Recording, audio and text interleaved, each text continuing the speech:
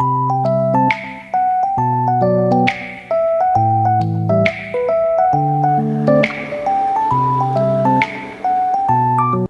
Everyone, welcome back to our channel Chandra's home world. ಇವತ್ತಿನ ವಿಡಿಯೋದಲ್ಲಿ ಹಬ್ಬದ ಶಾಪಿಂಗ್, ಪ್ರಿಪ್ರೇಷನ್ಸ್, ಸೆಲೆಬ್ರೇಷನ್ಸ್ ಎಲ್ಲನೂ ಒಟ್ಟಿಗೆ ಸೇರಿಸಿ 3 ಡೇಸ್ ವ್ಲಾಗ್ನ ಈ ಒಂದು ವಿಡಿಯೋದಲ್ಲಿ ಶೇರ್ ಮಾಡ್ತಾ ಇದ್ದೀನಿ. ಆದಷ್ಟು ವಿಡಿಯೋನ ಎಲ್ಲೂ ಸ್ಕಿಪ್ ಮಾಡ್ದಿರ ಕೊನೆವರೆಗೂ ನೋಡ್ತಾ ಹೋಗಿ. ಈ ಒಂದು ವಿಡಿಯೋ ಅನ್ನೋದು ಸ್ವಲ್ಪ ಡಿಫ್ರೆಂಟ್ ಆಗಿರುತ್ತೆ. ಯೂಶುವಲಿ ಮನೆ ಕ್ಲೀನಿಂಗ್ಗೆ ಬೇಕಾಗಿರುವಂಥ ಲಿಕ್ವಿಡ್ಸ್ನ ಯಾವ ರೀತಿ ತಯಾರಿ ಮಾಡ್ಕೊಳ್ಬೋದು ಅನ್ನೋದನ್ನ ಶೇರ್ ಮಾಡ್ತಾ ಇರ್ತೀನಿ. ಬಟ್ ಈ ಒಂದು ವಿಡಿಯೋದಲ್ಲಿ ಹೋಮ್ ಕ್ಲೀನಿಂಗ್ ಅಂತಲೇ ಮಾರ್ಕೆಟಲ್ಲಿ ಸಿಗೋವಂಥ ಪ್ರಾಡಕ್ಟ್ಸ್ ಇಷ್ಟೊಂದೆಲ್ಲ ಇದೆಯಾ, ಯಾವ್ಯಾವ ರೀತಿ ಅದನ್ನು ಯೂಸ್ ಮಾಡ್ಬೋದು ಅನ್ನೋದ್ರ ಬಗ್ಗೆ ಕೆಲವೊಂದು ಮಾಹಿತಿನ ಕೊಡ್ತಾ ಹೋಗ್ತೀನಿ. ಆದಷ್ಟು ವಿಡಿಯೋನ ಎಲ್ಲೋ ಸ್ಕಿಪ್ ಮಾಡಿದಿರ ಕೊನೆವರೆಗೂ ನೋಡ್ತಾ ಹೋಗಿ. ವಿಡಿಯೋ ನೋಡೋದಕ್ಕಿಂತ ಮುಂಚೆ ನೀವೇನಾದರೂ ನಮ್ಮ ಚಾನಲ್ನ ಫಸ್ಟ್ ಟೈಮ್ ವಿಸಿಟ್ ಮಾಡ್ತಾ ಇದ್ದರೆ ಈಗಲೇ ಸಬ್ಸ್ಕ್ರೈಬ್ ಮಾಡಿಕೊಂಡು ಪಕ್ಕದಲ್ಲಿರುವಂಥ ಬೆಲ್ ಐಕನ್ನ ಕ್ಲಿಕ್ ಮಾಡಿ. ಬೆಲ್ ಐಕನ್ ಕ್ಲಿಕ್ ಮಾಡಿ ಆಲೋನೋ ಆಪ್ಷನ್ ಕ್ಲಿಕ್ ಮಾಡೋದ್ರಿಂದ ನಾನು ನೆಕ್ಸ್ಟ್ ವಿಡಿಯೋ ಹಾಕಿದ ಕೂಡಲೇ ನಿಮಗೆ ನೋಟಿಫಿಕೇಶನ್ಸ್ ಅನ್ನೋದು ಬರುತ್ತೆ. ನೀವೇ ಫಸ್ಟಾಗಿ ನಮ್ಮ ವೀಡಿಯೋಸ್ನ ನೋಡ್ಬೋದು. Without delay let's start the video.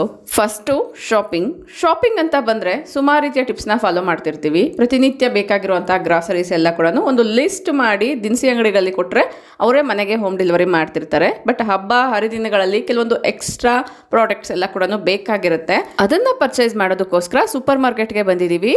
Make sure super ಮಾರ್ಕೆಟ್ಗೆ ಬರೋದಕ್ಕಿಂತ ಮುಂಚೆ ಏನೇನು ಗ್ರಾಸರೀಸ್ ಬೇಕೋ ಫಸ್ಟ್ ನೋಟ್ ಡೌನ್ ಮಾಡಿಕೊಂಡು ಈ ರೀತಿ ಸ್ಕ್ರೀನ್ ಶಾಟ್ ತೊಗೊಂಡು ಹೋದರೆ ತುಂಬಾ ಹೆಲ್ಪ್ಫುಲ್ ಆಗುತ್ತೆ. ಕೆಲವೊಂದು ಬ್ಯಾಗ್ಸ್ನ ಕೂಡ ಕ್ಯಾರಿ ಮಾಡ್ತಾ ಇದ್ದೀನಿ.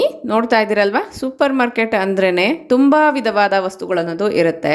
ಅದರಲ್ಲಿ ಪರ್ಟಿಕ್ಯುಲರ್ ಆಗಿ ನಮಗೆ ಬೇಕಾಗಿರುವಂಥ ವಸ್ತುಗಳನ್ನ ನಾವು ಈಸಿಯಾಗಿ ಫಸ್ಟ್ಗೆ ಸೆಲೆಕ್ಟ್ ಮಾಡ್ಕೊಳ್ಬೇಕು ಅಂದರೆ ಏನೇನು ಗ್ರಾಸರೀಸ್ ಬೇಕು ಅನ್ನೋದನ್ನ ಒಂದು ಲೀಸ್ಟ್ ಮಾಡಿ ತೊಗೊಂಡೋದ್ರೆ ತುಂಬಾ ಯೂಸ್ಫುಲ್ ಆಗುತ್ತೆ. ಇಲ್ಲಿ ನಾನು ಕೆಲವೊಂದು ಹೇರ್ ಆಕ್ಸೆಸರೀಸ್ನೆಲ್ಲ ತೊಗೊಂಡು ಕ್ಲೀನಿಂಗ್ ಸೆಕ್ಷನ್ಗೆ ಬಂದಿದ್ದೀನಿ. ನೋಡ್ತಾ ಇದ್ದೀರಲ್ಲ, ತುಂಬ ರೀತಿಯ ಕ್ಲೀನಿಂಗ್ ಪ್ರಾಡಕ್ಟ್ಸ್ ಅನ್ನೋದು ಹ್ಯಾಡ್ ಆಗಿದೆ. ಸೊ ಪಾತ್ರೆ ತೊಳೆಯುವಂತಹ ಲಿಕ್ವಿಡ್ಸೇ ತುಂಬ ಬ್ರ್ಯಾಂಡ್ಸ್ ಅನ್ನೋದು ಬಂದಿದೆ. ಆಲ್ಮೋಸ್ಟ್ ನಿಮಗೆ ಒಂದು 5 to 10 ಬ್ರ್ಯಾಂಡ್ಸಲ್ಲಿ ಲಿಕ್ವಿಡ್ಸ್ ಅನ್ನೋದು ಅವೈಲಬಲ್ ಇದೆ. ನೀಮ್ ಆಯಿಲ್ಸ್ ಇರ್ಬೋದು, ಮತ್ತು ನೆಲ ಒರೆಸೋಕ್ಕೆ ಬೇಕಾಗಿರುವಂಥ ಲಿಕ್ವಿಡ್ಸ್ ಇರ್ಬೋದು, ವಾಶ್ರೂಮ್ಸ್ ಕ್ಲೀನ್ ಮಾಡುವಂಥ ಲಿಕ್ವಿಡ್ಸ್ ಇರ್ಬೋದು, ಗ್ಲಾಸ್ ಕ್ಲೀನ್ ಮಾಡುವಂಥದ್ದು ಇರ್ಬೋದು. ಪಾತ್ರೆ ತೊಳೆಯುವಂಥ ಲಿಕ್ವಿಡ್ನ ಇಲ್ಲಿ ನಾನು ತೊಗೊಳ್ತಾ ಇದ್ದೀನಿ. ಜಸ್ಟ್ ವಿಮ್ಮು, ಪ್ರಿಲ್ಲು, ಜಿಫ್ಫಿ ಮಾತ್ರನೇ ಅಲ್ಲ, ತುಂಬ ರೀತಿಯ ವಸ್ತುಗಳನ್ನೋದು ಬಂದಿದೆ. ನಾನಿಲ್ಲಿ ಡಾಕ್ಟರ್ ವಾಶ್ ಅನ್ನೋ ಒಂದು ಲಿಕ್ವಿಡ್ನ ತೊಗೊಳ್ತಾ ಇದ್ದೀನಿ. ಇದನ್ನ ಯಾಕೆ ಪಿಕ್ ಮಾಡ್ತಾ ಇದ್ದೀನಿ ಅಂತ ರೀಸನ್ ಬೇಕು ಅನ್ನೋದಾದರೆ ಕಮೆಂಟ್ ಮಾಡಿ ತಿಳಿಸಿ. ನಾನು ನೆಕ್ಸ್ಟ್ ಕಮಿಂಗ್ ವಿಡಿಯೋಸಲ್ಲಿ ಶೇರ್ ಮಾಡ್ತೀನಿ. ವಿಮ್ ಅಂದ್ರೇ ನೆನಪಾಗುವಂಥದ್ದು ಪಾತ್ರೆ ತೊಳೆಯುವಂಥ ಲಿಕ್ವಿಡ್ ಅಂತ, ಇಲ್ಲ ಸೋಪ್ ಅಂತ. ಬಟ್ ಅದರಲ್ಲೇ ಈಗ ಫ್ಲೋರ್ ಕ್ಲೀನಿಂಗ್ ಇರ್ಬೋದು, ವಾಶ್ರೂಮ್ಸ್ ಕ್ಲೀನರ್ಸು ಎಲ್ಲ ಕೂಡ ಬಂದುಬಿಟ್ಟಿದೆ. ಬಾತ್ರೂಮ್ ಕ್ಲೀನಿಂಗ್ ಅಂತೂ ಒಂದೊಂದು ರೀತಿಯಾಗಿರುವಂಥ ಕಲೆಗಳು ಕ್ಲೀನ್ ಮಾಡೋದಕ್ಕೆ ಒಂದೊಂದು ರೀತಿಯಾಗಿರುವಂಥ ಲಿಕ್ವಿಡ್ಸು. ಇಲ್ಲೆಲ್ಲ ನೋಡ್ತಾ ಇರುವಂಥದ್ದು ಫ್ಲೋರ್ ಕ್ಲೀನಿಂಗ್ ಫೆನೈಲ್ಸ್ ಅಂತ ಹೇಳ್ತೀವಲ್ಲ ಅದು. ಇನ್ನು ಫ್ಯಾಬ್ರಿಕ್ ಕ್ಲೀನರ್ಸ್ಗಂತೂ ಬಂದರೆ ತುಂಬ ಡಿಫ್ರೆಂಟ್ ವೇಸಲ್ಲಿರೋವಂಥದ್ದು ಬಂದುಬಿಟ್ಟಿದೆ. ಸಿಫ್ ಅನ್ನೋ ಲಿಕ್ವಿಡ್ನ ಕೂಡ ನಾನು ತುಂಬ ವರ್ಷಗಳಿಂದ ಯೂಸ್ ಮಾಡ್ತಾ ಇದ್ದೀನಿ ಟ್ಯಾಪ್ಸ್ ಎಲ್ಲ ಕ್ಲೀನ್ ಮಾಡೋದಕ್ಕೋಸ್ಕರ. ಬಟ್ಟೆಗಳಿಗೆ ಸ್ಟಿಫ್ನೆಸ್ಗೋಸ್ಕರ ಸ್ಟಾರ್ಚ್ ಏನು ಇಡ್ತೀವಿ, ಇದು ಲಿಕ್ವಿಡ್ ಫಾರ್ಮಲ್ಲಿ ಅಲ್ಲದೆ ಈಗ ಪೌಡರ್ ಫಾರ್ಮಲ್ಲಿ ಕೂಡ ಸಿಗುತ್ತೆ. ಕೆಲವೊಂದು ಆ್ಯಸಿಡ್ ಬೇಸ್ಡ್ ಲಿಕ್ವಿಡ್ಸ್ ಕೂಡ ಸಿಗುತ್ತೆ, ತುಂಬ ಡಾರ್ಕ್ ಆಗಿ, ಅಂದರೆ ತುಂಬ ಹೆವಿ ಸ್ಟೈನ್ಸ್ನ ಕ್ಲೀನ್ ಮಾಡೋದಕ್ಕೋಸ್ಕರ. ಬಟ್ಟೆ ಒಗೆಯುವಂಥ ಲಿಕ್ವಿಡ್ಸ್ ಎಲ್ಲ ಅಂತೂ ಕೂಡ ಹ್ಯಾಂಡ್ ವಾಶ್ಗೆ ಬೇರೆ, ಮಿಷಿನ್ ವಾಶ್ಗೆ ಬೇರೆ, ಅದು ಕೂಡ ಕೊಳೆ ಆಗಿರುವಂಥ ಬಟ್ಟೆಗಳಿಗೆ ಬೇರೆ, ಮಾರ್ಕ್ಸ್ ಆಗಿರುವಂಥ ಬಟ್ಟೆಗಳಿಗೆ ಬೇರೆ, ತುಂಬ ಡಿಫ್ರೆಂಟ್ ಆಗಿರುವಂಥ ಲಿಕ್ವಿಡ್ಸ್ ಅನ್ನೋದು ಇದೆ. ಸೊ ಸುಮಾರು ಜನ ಕಮೆಂಟ್ ಮಾಡ್ತಿರ್ತೀರ ಬಟ್ಟೆಗಳ ಮೇಲೆ ಆ ರೀತಿ ಕಲೆ ಆಗಿದೆ, ಈ ರೀತಿ ಕಲೆ ಆಗಿದೆ ಅಂತ. ಸೊ ಒಂದು ಸರಿ ಚೆಕ್ ಮಾಡಿ. ಸೊ ಎಲ್ಲದಕ್ಕೂ ಕೂಡ ಈಗ ಲಿಕ್ವಿಡ್ಸ್ ಅನ್ನೋದು ಅವೈಲಬಲ್ ಇದೆ. ನೆಕ್ಸ್ಟು ಡ್ರೈನ್ ಬ್ಲಾಕೇಜ್ನ ಅವಾಯ್ಡ್ ಮಾಡೋದಕ್ಕೋಸ್ಕರ ಅನ್ಬ್ಲಾಕ್ ಪೌಡರ್ ಎಲ್ಲ ಏನು ಯೂಸ್ ಮಾಡ್ತೀವಿ ಅದರಲ್ಲೂ ಕೂಡ ಅಷ್ಟೇ ಸುಮಾರಷ್ಟು ಕಂಪ್ನಿದೀಗ ಬಂದುಬಿಟ್ಟಿದೆ. ನಾನಿಲ್ಲಿ ಡ್ರೈನ್ ಎಕ್ಸ್ಪರ್ಟ್ ಅಂತ ಒಂದು ಬಂದಿದೆ, ಅದನ್ನು ಕೂಡ ಒಂದು ಟ್ರೈ ಮಾಡೋಣ ಅನ್ನೋದ್ರಿಂದ ತೊಗೊಳ್ತಾ ಇದ್ದೀನಿ. ಇದು ಬಂದು ಕಾಸ್ಟಿಕ್ ಸೋಡಾ. ನಾನು ಚುಮ್ನಿ ಎಲ್ಲ ಕ್ಲೀನ್ ಮಾಡಿದಾಗ ಹೇಳ್ತಿರ್ತೀರಲ್ವ, ಸೊ ಕಾಸ್ಟಿಕ್ ಸೋಡಾ ಕೂಡ ನಿಮಗೆ ಸೂಪರ್ ಮಾರ್ಕೆಟ್ಸಲ್ಲಿ ಸಿಗುತ್ತೆ. ನೆಕ್ಸ್ಟು ವಾಷಿಂಗ್ ಸೋಡಾ ಅನ್ನೋದು ಕೂಡ ಸಿಗುತ್ತೆ. ಅಂದರೆ ನಾವು ಕುಕ್ಕಿಂಗ್ ಸೋಡಾನೇ ಕ್ಲೀನಿಂಗೋಸ್ಕರ ಯೂಸ್ ಮಾಡ್ತೀವಲ್ಲ, ಅದ್ರ ಬದಲಾಗಿ ವಾಷಿಂಗ್ ಸೋಡಾ ಅನ್ನೋದು ಕೂಡ ಸಪ್ರೇಟಾಗಿ ಸಿಗುತ್ತೆ. ಇಂಕೋ ಅನ್ನೋದು ಫ್ರಂಟ್ ಲೋಡ್ ಟಾಪ್ ಲೋಡ್ಗೂ ಲಿಕ್ವಿಡ್ ಸಿಗುತ್ತೆ. ಬಟ್ ಹ್ಯಾಂಡ್ ವಾಶ್ ಮಾಡೋದಕ್ಕೋಸ್ಕರ ನಾನಿಲ್ಲಿ ಪೌಡರ್ನ ತೊಗೊಳ್ತಾ ಇದ್ದೀನಿ.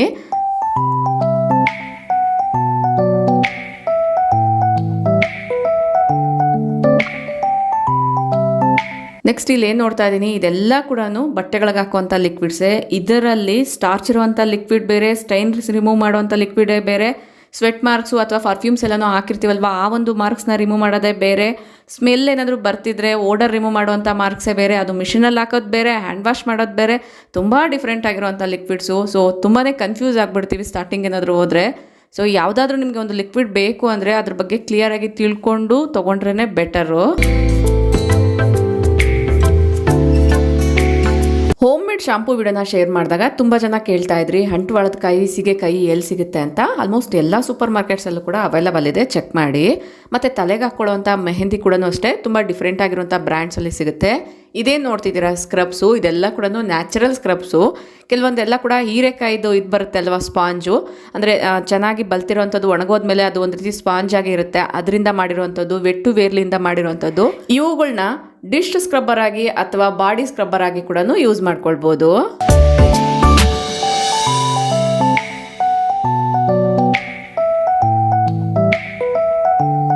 ಮೊದಲೆಲ್ಲ ಪಾತ್ರೆ ತೊಳೆಯುವಂಥ ಸ್ಕ್ರಬ್ಬರ್ ಅಂದರೆ ಗ್ರೀನ್ ಕಲರ್ದೇ ಕಾಣಿಸ್ತಿತ್ತು, ಬಟ್ ಈಗ ಅದರಲ್ಲೂ ಕೂಡ ಡಿಫ್ರೆಂಟ್ ಆಗಿರುವಂಥದ್ದು ಬಂದ್ಬಿಟ್ಟಿದೆ. ಸ್ಟೀಲ್ ಬೇರೆ, ಸ್ಪಾಂಜಿ ಇರುವಂಥದ್ದು ಬೇರೆ, ಮತ್ತು ಸ್ಕ್ರ್ಯಾಚ್ ಆಗದೆ ಇರೋವಂಥ ಸ್ಕ್ರಬ್ಬರ್ಸ್ ಬೇರೆ, ಪ್ಲಾಸ್ಟಿಕ್ ಇರುವಂಥದ್ದು ಬೇರೆ, ಪ್ಲಾಸ್ಟಿಕ್ ಯೂಸ್ ಮಾಡದೇ ಇರೋವಂಥದ್ದು ಬೇರೆ, ತುಂಬ ಡಿಫ್ರೆಂಟ್ ಆಗಿರುವಂಥದ್ದು ಬಂದಿದೆ.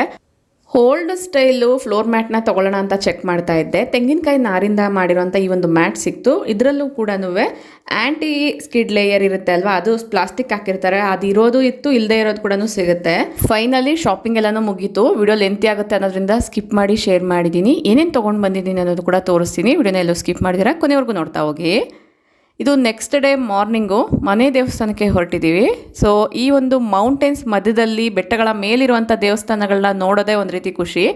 ಬೇಸಿಗೆಯಲ್ಲಿ ಬೆಳಗಿನ ಜಾವ ಹೋದರೆ ತುಂಬ ಎಂಜಾಯ್ ಮಾಡ್ಬೋದು. ಅದೇ ಸ್ವಲ್ಪ ಒಂದು 9-10 ಗಂಟೆ ಆಯಿತು ಅಂದರೆ ತುಂಬಾ ಬಿಸಿಲು ಜಾಸ್ತಿ ಆಗಿಬಿಡುತ್ತೆ. ಅದು ಬೆಟ್ಟದ ಮೇಲೆ ಇರುವಂಥ ದೇವಸ್ಥಾನಕ್ಕೆ ಹೋಗಬೇಕು ಅಂದರೆ ಆ ಕಲ್ಲುಗಳೆಲ್ಲ ಕೂಡ ಬಿಸಿಯಾಗಿರೋ ಕಾರಣ ತುಂಬಾ ಹಬೆ ಕೂಡ ಆಗುತ್ತೆ. ಹ್ಯೂಮಿಡಿಟಿ ಜಾಸ್ತಿ ಆಗೋದ್ರಿಂದ ಸ್ವಲ್ಪ ಸಫೋಕೇಟ್ ಆಗ್ತಿರ್ತೀವಿ. ಮುಂಚೆ ಎಲ್ಲನೂ ಬೆಟ್ಟದ ಮೇಲೆ ಹೋಗಬೇಕು ಅಂದರೆ ನಡ್ಕೊಂಡೇ ಹೋಗಬೇಕಾಗಿತ್ತು, ಬಟ್ ಈಗ ಎಲ್ಲ ಬೆಟ್ಟಗಳ ಹತ್ರ ಆಲ್ಮೋಸ್ಟ್ ಈ ರೀತಿ ರೋಡ್ಸ್ ಅನ್ನೋದು ಮಾಡಿರೋದ್ರಿಂದ ಎಲ್ಲ ವೆಹಿಕಲ್ಸು ಕೂಡ ಬೆಟ್ಟದ ಮೇಲೇ ಹೋಗ್ಬಿಡುತ್ತೆ. ಇದು ಸೀತಾ ಬೆಟ್ಟ, ವೇಮ್ಗಲ್ ಹತ್ರ ಬರುತ್ತೆ. ಜಾಸ್ತಿ ನಾನು ವಿಡಿಯೋನ ಶೂಟ್ ಮಾಡ್ಕೊಳ್ಳೋಕ್ಕೆ ಹೋಗಿಲ್ಲ. ಇನ್ನು ದೇವಸ್ಥಾನದ ಒಳಗಡೆ ಫೋಟೋಸ್ ಎಲ್ಲ ಅಲೋ ಇಲ್ಲ, ಸೊ ಅದಕ್ಕೋಸ್ಕರ ಜಾಸ್ತಿ ಶೂಟ್ ಮಾಡ್ಕೊಳ್ಳೋಕ್ಕೆ ಹೋಗಿಲ್ಲ. ಜಸ್ಟ್ ಒಂದು ಶಾರ್ಟ್ ವಿಡಿಯೋನ ಮಾತ್ರನೇ ಈ ರೀತಿ ತೆಕ್ಕೊಂಡಿದ್ದೆ. ಪೂಜೆ ಎಲ್ಲ ಮುಗಿಸ್ಕೊಂಡು ತಿಂಡಿನ ಮಾಡ್ತಾ ಇದ್ದೀವಿ. ಮನೆಯಲ್ಲೇ ಬ್ರೇಕ್ಫಾಸ್ಟ್ ಎಲ್ಲ ರೆಡಿ ಮಾಡಿ ಪ್ಯಾಕ್ ಮಾಡ್ಕೊಂಡು ಬರೋದಾದರೆ ತೋಟಗಳ ಮಧ್ಯದಲ್ಲಿ ಕೂತ್ಕೊಂಡು ಈ ರೀತಿ ಎಂಜಾಯ್ ಮಾಡ್ಬೋದು.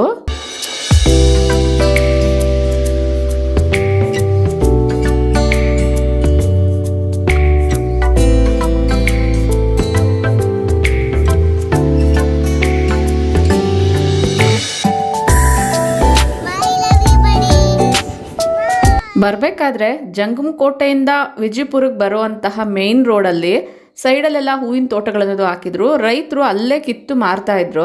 ಅಲ್ಲೇ ಒಂದು 2 kg ಅಷ್ಟು ಹೂವನ್ನ ತೊಗೊಂಡು ಬಂದ್ವಿ. ಫೈನಲಿ ಬೆಂಗಳೂರಿಗೆ ಬಂದಮೇಲೆ 1 kg ಹೂವು 300 ರೂಪಾಯಿಗೆ ಮಾರ್ತಿದ್ರು, ಬಟ್ ನಾವು ಅಲ್ಲಿ ತೊಗೊಂಡು ಬಂದಿದ್ದು 150 ರುಪೀಸ್ಗೆ 1 kg. ಸೊ ಫ್ರೆಶ್ ಆಗಿತ್ತು. ಒಂದು 4-5 ದಿನ ಕೂಡ ನಾವು ಹೊರಗಡೆನೇ ಇಟ್ಟು ಈ ಒಂದು ಹೂಗಳನ್ನ ಯೂಸ್ ಮಾಡ್ಬೋದು. ಅದೇ ನಾವು ಮಾರ್ಕೆಟಲ್ಲಿ ತೊಗೊಂಡು ಬರೋ ಅಂಥದ್ದಾದರೆ ಸ್ವಲ್ಪ ನೀರೆಲ್ಲ ಜಾಸ್ತಿ ಹಾಕಿರ್ತಾರೆ, ಅದನ್ನು ಫ್ರಿಜ್ಜಲ್ಲಿ ಇಟ್ಟರೆ ಫ್ರಿಜ್ ಒಳಗಡೆ ಕೊಳ್ತೋಗ್ಬಿಡುತ್ತೆ. ಹೊರಗಡೆನೆ ಪೂರ್ತಿ ಒಣಗಿದ ಮೇಲೆ ಇಡೋಣ ಅಂದರೆ ಈ ಒಂದು ಬಿಸಿಲಿನ ಹಬೆಗೆ ಬೇಗನೆ ಡ್ರೈ ಆಗಿಬಿಡುತ್ತೆ.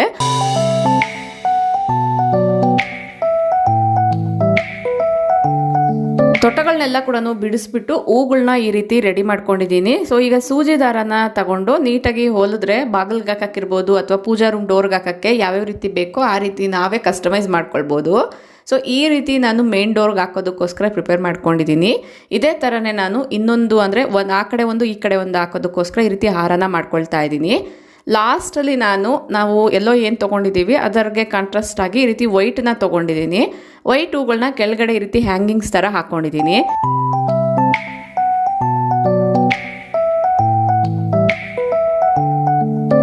ಮೇನ್ ಡೋರ್ಗೆ ಸೊ ಈ ರೀತಿ ಹಾಕೋಣ ಅನ್ನೋದ್ರಿಂದ ಒಂದೊಂದು ಕಲರ್ ಕಾಂಬಿನೇಷನ್ ಆಗಿ ಈ ರೀತಿ ಹೊಲಿದು ಇಟ್ಕೊಂಡಿದ್ದೀನಿ. ಇದೇ ಥರನೇ ಉಳಿದಿರೋ ಅಂಥ ಹಾರಗಳೆಲ್ಲ ಕೂಡ ಈ ರೀತಿ ನಾನು ಒಂದು ತೇವು ಬಟ್ಟೆನ ತೊಗೊಂಡಿದ್ದೀನಿ. ಅದರಲ್ಲಿ ಎಲ್ಲ ಹೂಗಳನ್ನ ಈ ರೀತಿ ಇಡ್ತಾ ಇದ್ದೀನಿ. ಆದಷ್ಟು ಬಟ್ಟೆನ ತೇವ ಮಾಡಿ ಇಟ್ಟರೆ ಫ್ರೆಶ್ ಆಗಿರುತ್ತೆ. ಡ್ರೈ ಬಟ್ಟೆಯಲ್ಲಿ ಇಡೋದಾದರೆ ಬೇಗನೆ ಹೋಗ್ಬಿಡುತ್ತೆ. ಇಲ್ಲ ಹೂಗಳಲ್ಲಿ ಏನು ತೇವಾಂಶ ಇಲ್ಲ ಅನ್ನೋದಾದರೆ ಫ್ರಿಜ್ಜಲ್ಲಿ ಕೂಡ ಇಟ್ಟು ಸ್ಟೋರ್ ಮಾಡ್ಕೊಳ್ಬೋದು. ಹಾರಗಳನ್ನ ಸೂಜಿಯಲ್ಲಿ ಪೊಣಿಸಿ ಮಾಡ್ತೀವಿ ಅನ್ನೋದಾದರೆ ತುಂಬ ಈಸಿಯಾಗಿ ಮಾಡ್ಕೊಳ್ಬೋದು. ಮನೆಯಲ್ಲಿ ಮಕ್ಕಳಿದ್ರೆ ಅವ್ರಿಗೂ ಕೂಡ ಒಂದು ಒಳ್ಳೆ ಆಕ್ಟಿವಿಟಿ ಅಂತಲೇ ಹೇಳ್ಬೋದು, ತುಂಬಾ ಎಂಜಾಯ್ ಮಾಡ್ತಾರೆ. ಅಷ್ಟರಲ್ಲಿ ಏನೇನು ಪ್ರಾಡಕ್ಟ್ಸ್ ಎಲ್ಲ ಕೂಡ ಶಾಪ್ ಮಾಡಿದ್ವಿ ಅದೆಲ್ಲ ಕೂಡ ರಿಸೀವ್ ಆಗಿತ್ತು. ಜಸ್ಟ್ ಇಲ್ಲಿ ನಾನು ಕ್ಲೀನಿಂಗ್ ಪ್ರಾಡಕ್ಟ್ಸ್ ಮಾತ್ರನೇ ತೋರಿಸ್ತಾ ಇದ್ದೀನಿ. ಉಳಿದಿರುವಂಥ ಗ್ರಾಸರೀಸ್ ಎಲ್ಲ ಆಸ್ ಯೂಶುವಲ್ಲು. ಬಾತ್ರೂಮ್ ಕ್ಲೀನ್ ಮಾಡೋದಕ್ಕೋಸ್ಕರ ಆರ್ಪಿಕ್ಕು, ಟ್ಯಾಪ್ಸ್ನ ಕ್ಲೀನ್ ಮಾಡೋದಕ್ಕೋಸ್ಕರ ಸಿಫ್ ಲಿಕ್ವಿಡ್ನ ತೊಗೊಂಡಿದ್ದೀನಿ. ಪಾತ್ರೆ ತೊಳೆಯುವಂಥ ಲಿಕ್ವಿಡು ಡಾಕ್ಟರ್ ವಾಶ್ ಇದು. ಇದರಲ್ಲಿ ನಿಮಗೆ ವಿಮ್ ಸಿಗುತ್ತೆ, ಪ್ರಿಲ್ ಸಿಗುತ್ತೆ, ಇನ್ನೂ ಒಂದು 5-6 ರೀತಿಯಂಥ ಲಿಕ್ವಿಡ್ಸ್ ಸಿಗುತ್ತೆ. ಸೊ ನಿಮ್ಗೆ ಯಾವ ಸೂಟ್ ಆಗುತ್ತೋ ನೋಡಿ ತಗೊಳ್ಳಿ.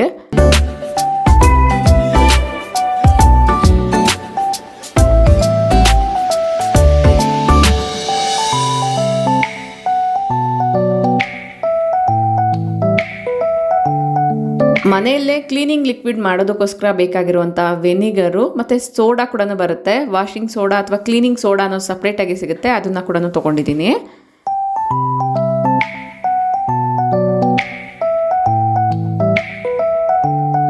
ಟ್ರಾವೆಲ್ ಮಾಡಬೇಕಾದ್ರೆ ಯೂಸ್ ಆಗೋವಂಥ ವೆಟ್ ವೈಪ್ಸು, ಬೇಸಿಗೆ ಅಂದ್ರೆ ತಂಪು ಮಾಡೋದಕ್ಕೋಸ್ಕರ ಯೂಸ್ ಆಗೋವಂತಹ ಆಲ್ಮಂಡ್ ಗಮ್ ಅಥವಾ ಗೋಂದ್ ಅಂತ ಕೂಡ ಹೇಳ್ತಾರೆ. ನೋಡೋಕ್ಕೆ ಈ ರೀತಿಯಾಗಿರುತ್ತೆ. ಎಲ್ಲಿ ತೊಗೊಳ್ತೀರ ಅಂತ ಕೇಳಿದ್ರಲ್ಲ, ಸೂಪರ್ ಮಾರ್ಕೆಟ್ಸಲ್ಲಿ ಸಿಗುತ್ತೆ.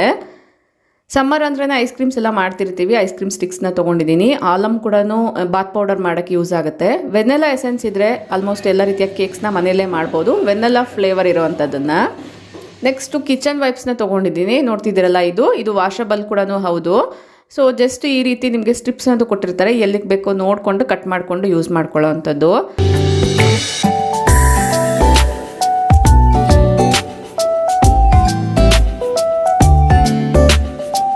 ನೆಕ್ಸ್ಟು ಸಿಂಕ್ನ ಕ್ಲೀನ್ ಮಾಡೋದಕ್ಕೋಸ್ಕರ ಈ ಒಂದು ಬ್ರಷ್ನ ತೊಗೊಂಡಿದ್ದೀನಿ. ಒಬ್ಬಟ್ಟು ಮಾಡೋದಕ್ಕೋಸ್ಕರ ಈ ರೀತಿ ಪೇಪರ್ ಅವೈಲಬಲ್ ಇದೆ. ಈ ಒಂದು ಕವರ್ನ ತೊಗೊಂಡ್ರೆ ಇದ್ರ ಮೇಲೆ ತಟ್ಟುಬಿಟ್ಟು ಈಸಿಯಾಗಿ ಮಾಡ್ಕೊಳ್ಬೋದು. ಆಗಲೇ ಹೇಳ್ದಂಗೆ ನ್ಯಾಚುರಲ್ ಆಗಿರುವಂತಹ ತೆಂಗಿನಕಾಯಿ ನಾರಿಂದ ಮಾಡಿರುವಂಥ ಮ್ಯಾಟು. ಸೊ ಮನೆ ಹೊರಗಡೆ ಎಲ್ಲ ಕೂಡ ಮ್ಯಾಟ್ಸ್ ಹಾಕ್ತಿರ್ತೀವಲ್ವ ಎಂಟ್ರಿ ಆಗೋದಕ್ಕಿಂತ ಮುಂಚೆ, ಈ ರೀತಿ ಇದನ್ನು ಯೂಸ್ ಮಾಡ್ಬೋದು. ಇದ್ರ ಮೇಲೆ ವೆಲ್ಕಮ್ ಅಂತ ಕೂಡ ಬರೆದಿದ್ದಾರೆ.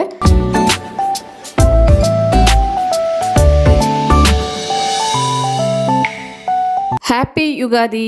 ಎಲ್ಲರಿಗೂ ಕೂಡ ಯುಗಾದಿ ಹಬ್ಬದ ಶುಭಾಶಯಗಳು. ಇದು ಹಬ್ಬದ ದಿನದ ಕ್ಲಿಪ್ಪಿಂಗ್ಸು. ಬೆಳಗಿನ ಜಾವ ಗಿಡಗಳಿಗೆ ನೀರು ಹಾಕೋಕ್ಕೆ ಹೋದಾಗ ಸೂರ್ಯ ಆರೆಂಜಿಶ್ ಆಗಿ ಒಂದು ರೀತಿ ರೆಡ್ಡಿಶ್ ಆಗಿ ಕಾಣಿಸ್ತಿತ್ತು.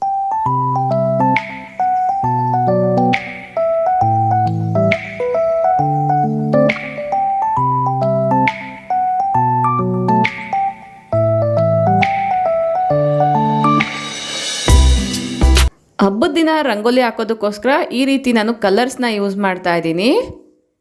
ಈ ಕಲರ್ಸ್ನ ಯೂಸ್ ಮಾಡಿಕೊಂಡು ಈ ರೀತಿ ಕಲರ್ಫುಲ್ ಆಗಿರುವಂಥ ರಂಗೋಲಿನ ಹಾಕಿದ್ದೀನಿ. ಬಟ್ ನಾನು ಎಲ್ಲದನ್ನ ಶೂಟ್ ಮಾಡ್ಕೊಳ್ಳೋಕ್ಕೆ ಹೋಗಿಲ್ಲ, ಜಸ್ಟ್ ಕೆಲವೊಂದು ಕ್ಲಿಪ್ಪಿಂಗ್ಸ್ನ ಮಾತ್ರನೇ ತೊಗೊಂಡಿದ್ದೀನಿ. ಯಾವ ರೀತಿ ಕಾಣಿಸ್ತಾ ಇದೆ ರಂಗೋಲಿ ಅನ್ನೋದು ಕೂಡ ಕಮೆಂಟ್ ಮಾಡಿ. ಯುಗಾದಿ ಅಂದ್ರೇ ಹೋಳಿಗೆ ಎಲ್ಲರ ಮನೆಯಲ್ಲೂ ಮಾಡೇ ಮಾಡ್ತೀವಲ್ವಾ.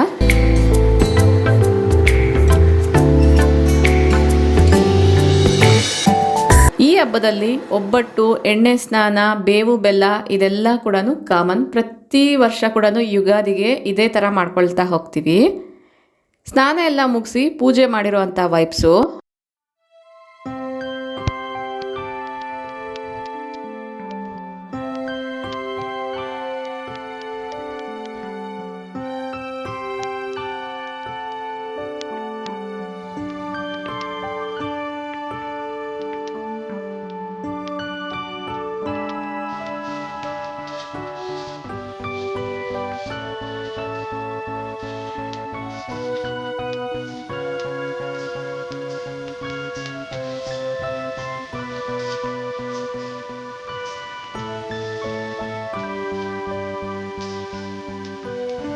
ಹಬ್ಬದ ವೈಬ್ಸ್ ಯಾವ ರೀತಿ ಕಾಣಿಸ್ತಾ ಇದೆ ಡೆಫಿನೆಟ್ಲಿ ಕಮೆಂಟ್ ಮಾಡಿ ತಿಳಿಸಿ. ಐ ಹೋಪ್ ನೀವೆಲ್ಲರೂ ಕೂಡ ಇದೇ ಥರ ಹಬ್ಬನ ತುಂಬ ಗ್ರ್ಯಾಂಡಾಗಿ ಸೆಲೆಬ್ರೇಟ್ ಮಾಡಿರ್ತೀರಾ ಅಂತ ಅಂದ್ಕೊಂಡಿದ್ದೀನಿ. ಸೊ ಈ ಒಂದು ವಿಡಿಯೋ ನಿಮ್ಮೆಲ್ಲರಿಗೂ ಕೂಡ ಯಾವುದೋ ಒಂದು ಕಾರಣದಲ್ಲಾದರೂ ಕೂಡ ಯೂಸ್ಫುಲ್ ಆಗುತ್ತೇನೋ ಅನ್ನೋದ್ರಿಂದ ಶೇರ್ ಮಾಡಿದ್ದೀನಿ.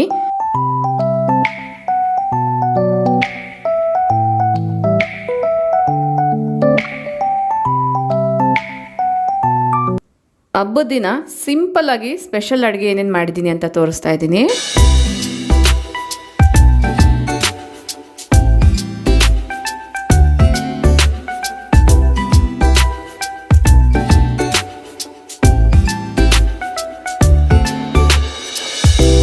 ಐ ಹೋಪ್ ಈ ವಿಡಿಯೋ ನಿಮ್ಮೆಲ್ಲರಿಗೂ ಕೂಡ ಇಷ್ಟ ಆಗಿದೆ ಅಂತ ಅಂದ್ಕೊಳ್ತೀನಿ. ಯೂಸ್ಫುಲ್ ಆಯಿತು ಅನ್ಸಿದ್ರೆ ಈಗಲೇ ಒಂದು ಲೈಕ್ ಮಾಡಿ, ನಿಮ್ಮ ಫ್ರೆಂಡ್ಸ್ ಆ್ಯಂಡ್ ಫ್ಯಾಮಿಲಿ ಜೊತೆಗೂ ಶೇರ್ ಮಾಡಿ. ನಿಮ್ಮ ಅನಿಸಿಕೆ ಅಭಿಪ್ರಾಯಗಳನ್ನ ನನಗೆ ಕಮೆಂಟಲ್ಲಿ ತಿಳಿಸಿ. ಇದೇ ರೀತಿಯಾಗಿರುವಂಥ ಇನ್ನೊಂದು ಇಂಟ್ರೆಸ್ಟಿಂಗ್ ವಿಡಿಯೋ ಜೊತೆಗೆ ಮತ್ತೆ ಸಿಗೋಣ. ಅಲ್ಲಿವರೆಗೂ ಟೇಕ್ ಕೇರ್, ಬಾಯ್ ಬಾಯ್, ನಮಸ್ತೆ, ಥ್ಯಾಂಕ್ ಯು ಫಾರ್ ವಾಚಿಂಗ್.